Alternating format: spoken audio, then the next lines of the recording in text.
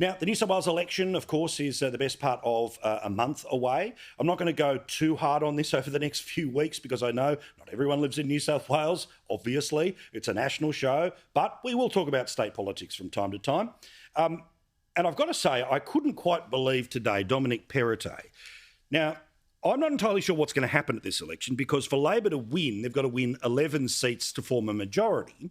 A lot of the margins they need to get are pretty healthy. So we're probably looking at minority in either way, depending on which way the Greens go, independents, former shooters, who knows what's going to happen here. But Perrottet is basically trying to use a political tactic, which is to have an announcement a day to keep the scandal away, to change the subject each and every day, to look like he's on top of everything. And as you know, cost of living, as always, a vital and important issue. But could somebody please tell the Premier that no one believes this garbage that he served up today? That he says he's going to install a supply chain commissioner to make sure that the cost of moving goods around is as cheap as possible, and this somehow will bring down the cost of everything else. In fact, here's how the Premier sold it today.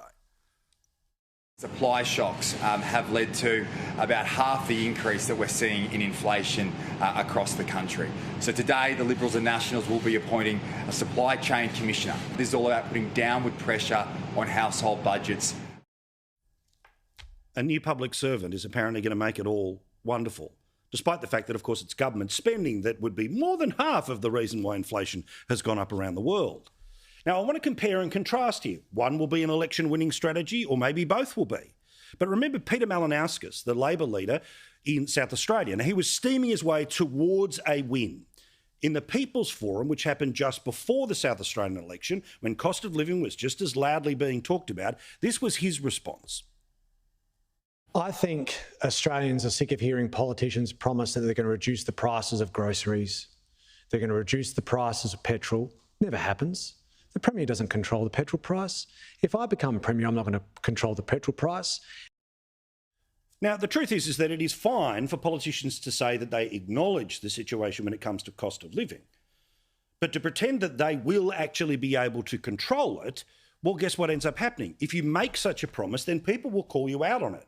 Why do we call Albo out about cost of living? Because he tweeted this.